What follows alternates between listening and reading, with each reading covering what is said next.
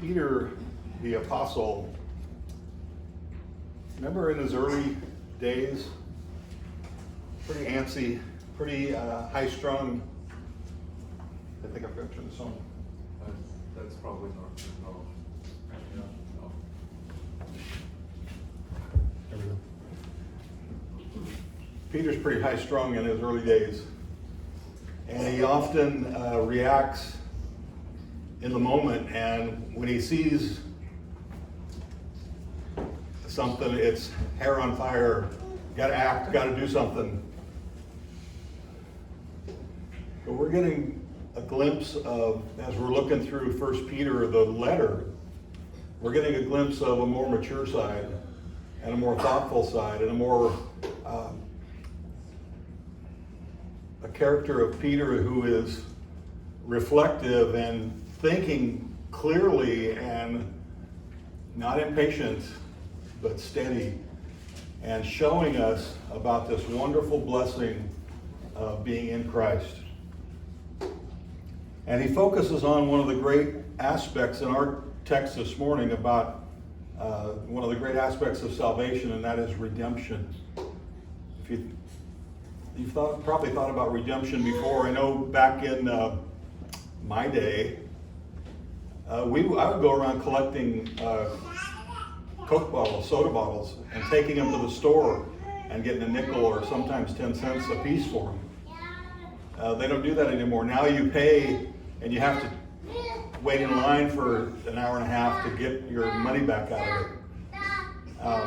And so this idea of redemption is something we don't really think about often, unless it's in spiritual circles and we think about the redemption in Christ, being redeemed in Him. It belongs to a long list of words concerning our salvation, things like conversion, regeneration, the new birth, justification, sanctification. It's an important word for us, the idea of redemption. It's an important word, and Peter draws our minds to it in this opening chapter. If you were here last week, you might remember Doug. Do you remember Doug Todd last week? No. And he made a connection. He said, really, this isn't exactly what he said, but this is what he meant. The section that he was talking about really flows with the section that I'm going to be talking about. They connect, and he made that idea of connection last week. So what I'd like to do is really go back and reread his section and also flow into the section that we're reading. So we're in 1 Peter. My text is 17 through 21, but let's back up to verse 14.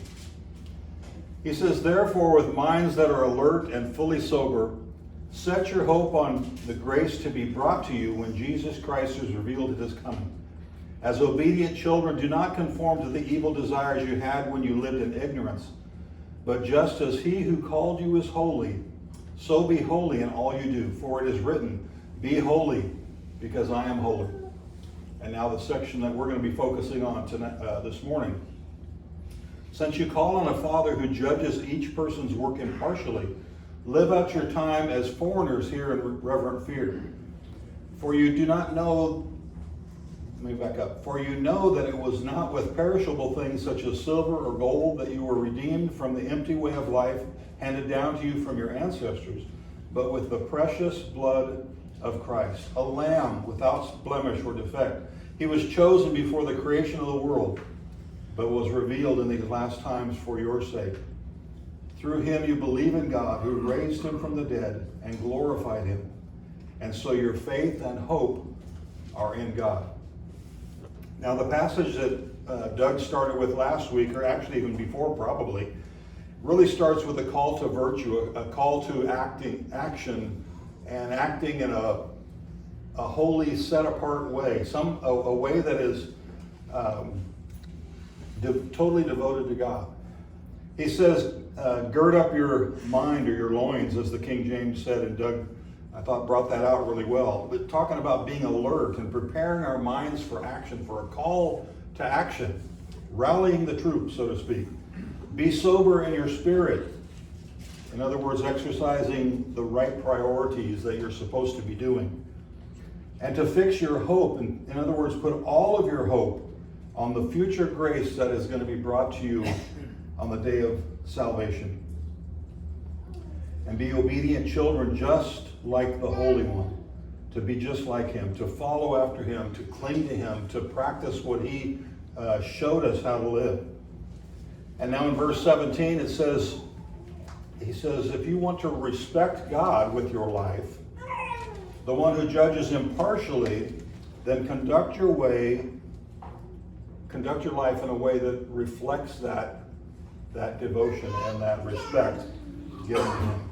In other words, practice what you preach. Don't just say it, don't just think about it, but do it. Live it. Live it. And so Peter reminds his audience to live lives in light of the future, not the moment, but the grace that is going to be brought to them, the grace and the salvation and the redemption and the whole act of salvation. Fix your hope on those things. Put your mind on those things. Set your heart on things above, not on things of the earth. Don't be conformed to the things of the world's views, the things that seem right or that sound right. There's things that the world says, and when you first hear them, you say, well, that sounds right. But when you stop and think about it, well, wait, that's not right. And so we don't want to set our heart on things of this earth, but on the things above.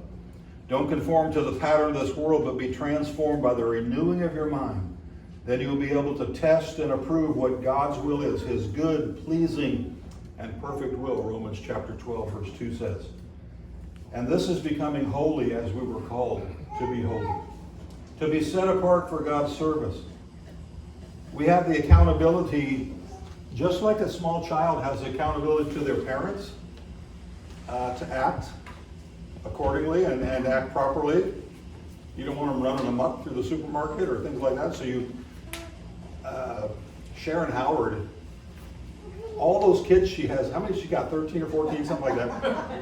And going through the store, they all had to hold on to the shopping cart so that she could keep them in line, right? And you've probably seen that as well. And so we want to, as children, respect their parents and obey their parents because their parents are trying to teach them how to live right. We respect God because He teaches us how to live spiritually correct. Well, Peter adds in verses 18 and 19 of our text this motivation. He says, for you know that it was not with perishable things such as silver or gold that you were redeemed from the empty way of life handed down to you by your ancestors, but with the precious blood of Christ, a lamb without blemish or defect. We're going to talk more about this preciousness, but I was looking through the Bible, and this word precious is often connected with stones, precious stones, diamonds, rubies, those kinds of things. Things of value, things that you just can't find anywhere. They're rare and they're important to hold on to. And so this redemption was not, we couldn't pay for it. Even if we're Bill Gates rich or whoever is rich, and say, Lord, could I write you a check right now? He says, no. This is much more valuable than precious stones. It's redeemed by the precious blood of Christ. The rare, can't find it anywhere. There's only one source, one place. He says we were redeemed by the precious blood of Christ, a lamb without blemish or defect. And so when we focus on this amazing sacrifice that God made through Jesus Christ, it increases our desire to live holy lives. And if we can remind ourselves every morning about our redemption, that day is going to be awesome. And that day is going to be filled with holy living and right living and clear thinking and sacrifice to help somebody in need and things like that. So it's going to be a good time to reflect in the morning and live in the afternoon. It's thinking and then acting. We have a great time to reflect.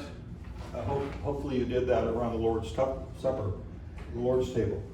It becomes a time of heart evaluation and examination. The Apostle Paul said in his instruction about the Lord's table in 1 Corinthians 11, he says, don't come to this table superficially. Don't come with shallow thoughts. Don't come holding on to sin. But he says, examine yourself. Chapter 11, verse 22. If you came in a flippant or superficial way, you're going to eat and drink judgment to yourself. It's going to condemn you. And so we come as a time around the Lord's table and think about and reflect upon our own lives and how much we need the sacrifice of Christ and how much we need his mercy and his long suffering for us. It's a time of heart evaluation and examination. It's a time to take inventory of how we're living. It's a time to renew the call to obedience, a time to renew the call to holiness, to virtuous conduct, to live sober-mindedness, to live in self-control, is what Doug talked about last week. It's the perfect time of reflection. And so as we think about this idea of redemption, the word redeemed or redemption comes from a Greek word latru. It's even fun to say. It basically means to be set free by a ransom paid, by a ransom. Now we don't think about this word ransom in a good way typically. We think of it with evil people in mind. And we read the newspaper here on the news where somebody has kidnapped somebody. I got through graduate school writing a paper and an examination of a man who, 18 years old, kidnapped a girl and held her for $1,500 ransom. This is 1927. So that's a lot of money in today's, if we look at inflation. You know what he wanted to do with the ransom money? He wanted to become a preacher. He wanted to go to religious college. And instead he ends up doing stuff that we want to talk about. But we think of a ransom as somebody who's kidnapped somebody and they're holding it, they write a ransom note, and they may even cut out newspaper clipping the letters and put the letters all in rows so nobody can see their handwriting. And they do it suspiciously and secretively, and because they want money, they want funds, and said, if you deliver the $50,000, I'll give your wife back to you or whatever. And so we think of it in a negative way, the idea of redeemed or being ransomed. But in spiritual terms, it's not like that at all. If we go back to Peter's day, this was how they used it. One nation let's say Israel goes to war against another nation, they become victorious. They can bring some of those people back as their slaves, right? Well, they also had an agreement that if those people wanted to chip in some cash, they could be redeemed and they could be set free. And that's the concept that Peter's dealing with, I think, the idea that he's thinking about. Thinking about how you can be set free from that bondage, that slavery. And so the enslaved person can become free by a ransom price paid. And so in our situation, we were prisoners of a just God who had every right to be sentenced to eternal hell. We were slaves of an unrighteousness and had put ourselves in position of blame before God. And he held us guilty. He had every right to hold us guilty. Yet, he provides the ransom to set us free. He liberates us from the power of sin, from the slavery of sin, from the prison of divine judgment, from the sentence of eternal hell. He redeems us. He purchases us back so that we can become part of the nation again, so that we become part of his family again. And as we look at some of the features of redemption, for just a few moments here, we're going to reaffirm that we've been redeemed from this. And we can excite our hearts towards obedience and holiness and behavior that's consistent with God's character. And we can trust his way and validate our lives because we're living for him. And we have meaning in our lives because we're following after him. We're practicing His truth. We're excited about living holy lives. I've just started this book. It's called Mindset. It's by Carolyn Dweck, if I'm pronouncing her name correctly. She's a Stanford professor. And she talks about these two mindsets. And let me just give you an example. She doesn't use this example because it's not a Christian book, but the Pharisees saw the same things that other people saw. Exactly, they saw the same miracles that Jesus performed. They saw him do those things that he did. Yet their mindset was fixed and closed to where they couldn't accept this new Messiah reality. And then you had people of an open mindset that would accept it and grasp it and cling to it and say, this is true. This is false, this is true. The same event, the same things, the same miracles. And so we can look at our own lives this same way. We can be closed or we can be open. And we can excite ourselves to live. And when we think of living holy, sometimes with a fixed mindset that thinks, that's such a burden. I have to do this, and I have to do this, and I have to do this, so that I'll be pleasing to God. And but the open mindset says, God redeemed me, and I want to live for him. I want to do this. I want to do that. I want to serve this way. I want to live this way because of what he's done for me. Well, let's ask the question, first of all, what were we redeemed from? If I can get my words out there. Well, the obvious answer is sin. We were redeemed from sin. But there's really an extended reality in thinking about that. And that is judgment. We're redeemed from judgment. Our sin put us there. Our sin caused us to be guilty. But we're redeemed from judgment. The judgment that we deserve. The judgment from a just judge that he's given us.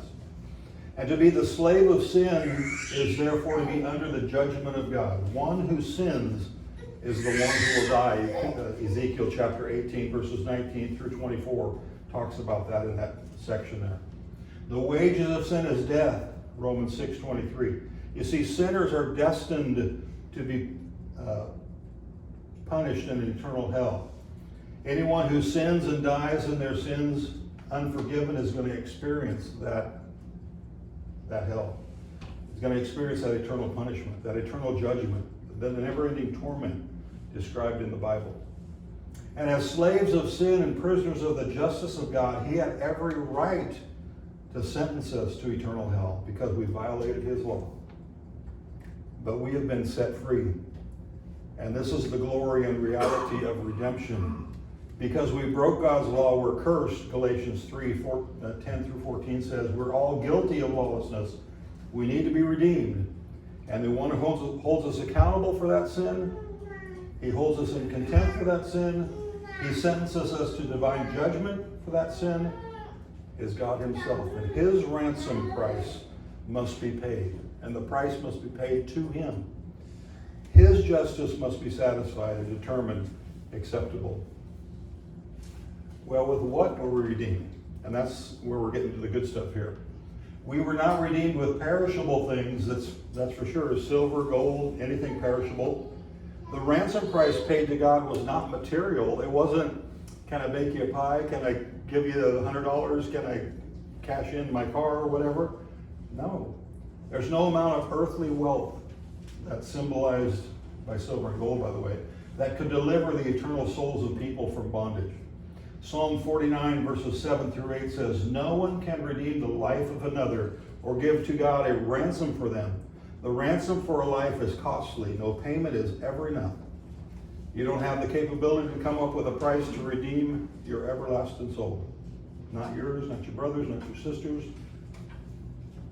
There is no earthly commodity, those things that are subject to decay, that are going to be redemptible. Verse 19 says, it's with the precious blood of Christ, a lamb without blemish or without defect. That's what redeems us. It's not a material thing that we can offer, but it's the precious blood of Christ.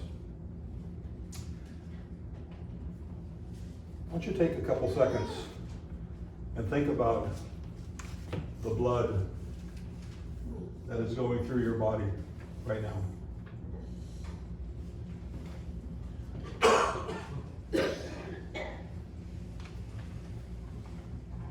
The average adult has about 80 to 100,000 miles of blood vessels and arteries in their body.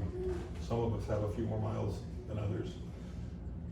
Can you imagine that? 80,000 miles of blood vessels going through your body right now. And the blood that is coursing through your veins and your arteries and pumping through your heart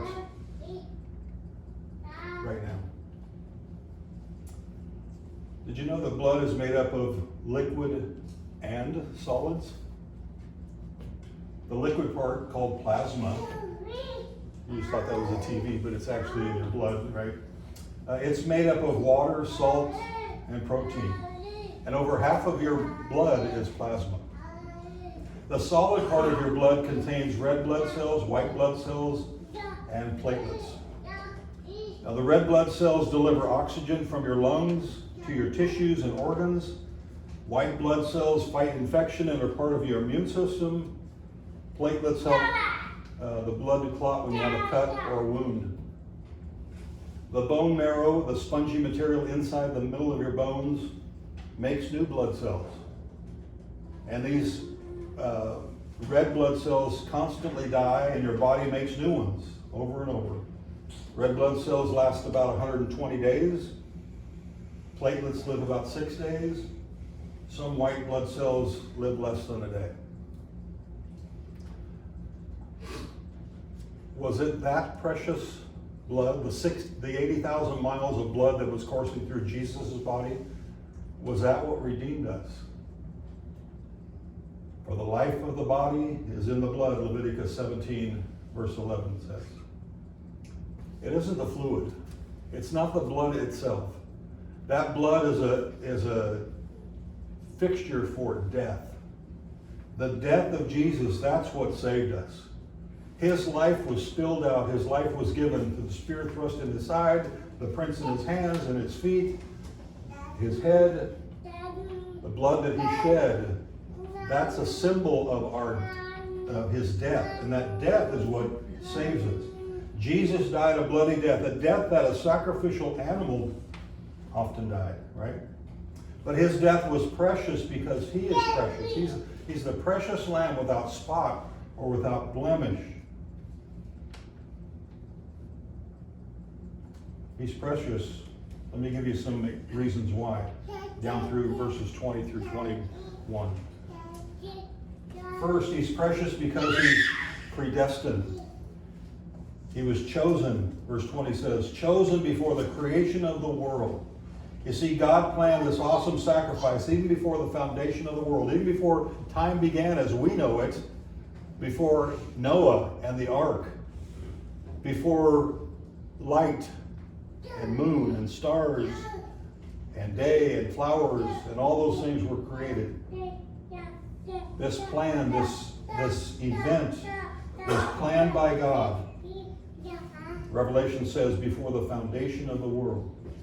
This preciousness of Christ is first of all expressed in his predestination, his foreordination, his coming, and they knew it was coming of his coming.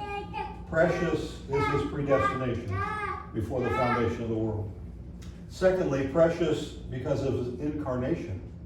Verse 20 also says he was revealed in these last times for your sake. He has appeared in these last times, a historical event, something to be made plain, something to make clear, make it manifest, to reveal it. If you look at Romans chapter 5, verses 6 through 8, Romans 5, 6 through 8 talks about that very thing. He says at the very moment in time, the very strategic point in time, Christ came to you. Christ was delivered to you. Christ was brought for you. So that at that particular point in time that we could see the redemption of his children. God chose Jesus in eternity because of his perfection. Revealed Jesus in time and manifesting that perfection. And his appearing in these last times refers to his virgin birth. It refers to the kenosis, the incarnation, the self-emptying of the second member of the Trinity. The last times are the messianic times. It's the times when he was born, when he came to this earth. Oh, he's precious. And not just because he's a baby at her birth. And I was wiggling his cheek, by the way. He's precious because he was chosen before the world began. He's precious because he came in perfection into this life. And further, it's described in verse 21 by his resurrection. Through him, speaking of Jesus, you believe in God who raised him from the dead. This is a divine affirmation of the preciousness of Jesus, his life, his death. Jesus is the resurrection and the life, John 11:25. And God put him to death so that we might have life. Did you hear that? God put him to death. God put him to death so that we might have life. There's a fourth element, and that's his ascension. You go from predestination, incarnation, to resurrection, then ascension. Verse 21, this is the capstone. It says that God not only raised him from the dead, God gave him glory. He glorified him. In John 17, verse 5, Jesus said, Father, give me back the glory that you gave to me. The previous glory that I experienced before the world began. I've done my work. Take me back. Let me have that glory again. And so God exalted him to his own right hand. He gave him a name above every name, that at the name of Jesus, every knee should bow in heaven and under the earth, on earth and under the earth. Every tongue should confess Jesus as Lord. He was highly exalted, seated at the right hand of the throne of God. This is our precious Redeemer, predestined, incarnate, risen, ascended. The most precious person ever to live, holy, harmless, undefiled, separate from sinners, and in all points tempted as we are, yet without sin. Hebrews 4:15. He was the spotless lamb. He's without blemish. God determined that he would be the ransom price to satisfy God's justice. And it was for your sake, Peter says. It was for your sake. Now think about that. God's justice demands that a price is paid to ransom. And the only price that works, is his son dying. His son giving up his precious blood so that we could be redeemed. And so because of all this, put your faith and your hope in God, verse 21 says. What is the reason for redemption? So that we can become believers, so that we can trust him, so that we can live for him. We're believers in the true and living God. Our faith is in him because we're redeemed. What a great blessing. And hopefully that sparks you to live this week holy and devoted, set apart for God's service, to live for him in everything you do, because you've been bought back. God has redeemed you through his own son. If you're not in a happy place today, in a saved place today, I'd encourage you to become connected to Christ, to have your redemption purchased in him. Believe that Jesus Christ is God's son and turn from your own ways of doing things and cling to his and be immersed into his body. Think about your life. Let's stand and sing.